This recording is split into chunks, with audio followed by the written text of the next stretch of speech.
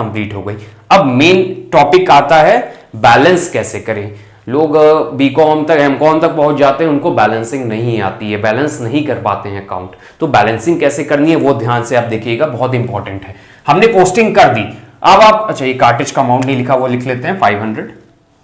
तो आपको अब क्या करना है, टोटल करना है ये अमाउंट और ये अमाउंट। तो देखिए कितना दिया हुआ यहाँ पे 50,000 और 4900। यहाँ पे क्या दिख रहा है, मतलब दोनों में से जो ज्यादा वाला अमाउंट है पहले आप उसको टोटल करिए, देखने में पता चल जाएगा। हमें दिख रहा है कि यहाँ पे ज्यादा अमाउंट आएगा, तो कितना आएगा 54,900।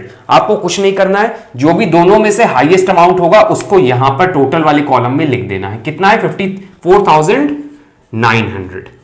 तो ये आपको बिना कुछ किए 54,900 दोनों साइड उतार देना है। तो ये आपने क्या किया, अभी टोटल उतारा है, दोनों में से जो हाईएस्ट वाला टोटल है उसको टोटल वाले कॉलम में उतार देना है। अब क्या इसके टोटल, ये टोटल जो है वो क्या 54,900 दे रहा है?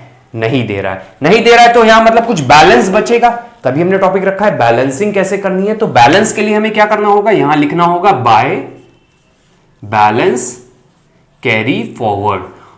तो कितना बैलेंस कैरी फॉरवर्ड होगा वो कैसे निकालेंगे, इसको टोटल करिए और इससे माइनस कर दीजिए इसके इस टोटल अमाउंट से। तो इसको हम टोटल कर लेते हैं 10,000, 11,500, 54,900 में से इसके टोटल को माइनस करना है।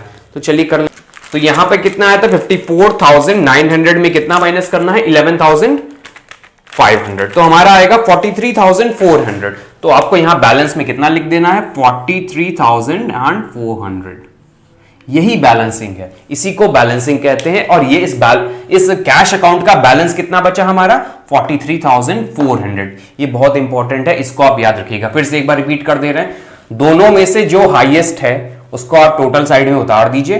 फिर इसका टोटल देखिए, इधर हाईएस्ट था तो इसको बैलेंस करने की जरूरत ही नहीं, ये तो पहले से बराबर चल रहा है। इधर लेकिन बराबर नहीं आ रहा था, कितना डिफरेंस आ रहा था, इस टोटल को इसके एडिशन से माइनस कर दीजिए, जो बचेगा वो आपका बैलेंस हो जाएगा। अब इसको टोटल करिए, देखिए ये आ रहा है, दिस इज योर बैलेंसिंग। इस तरह बैलेंसिंग की जाती है।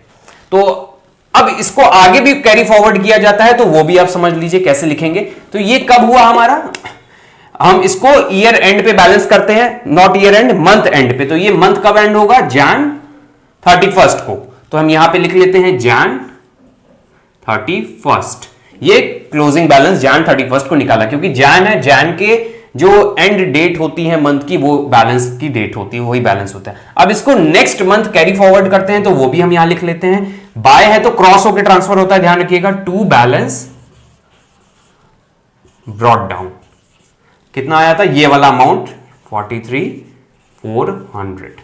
और किस डेट पे, जैन के बाद नेक्स्ट मंथ कौन सा स्टार्ट होगा, 1 Feb 2017। इस तरह पूरी बैलेंसिंग की जाती है। तो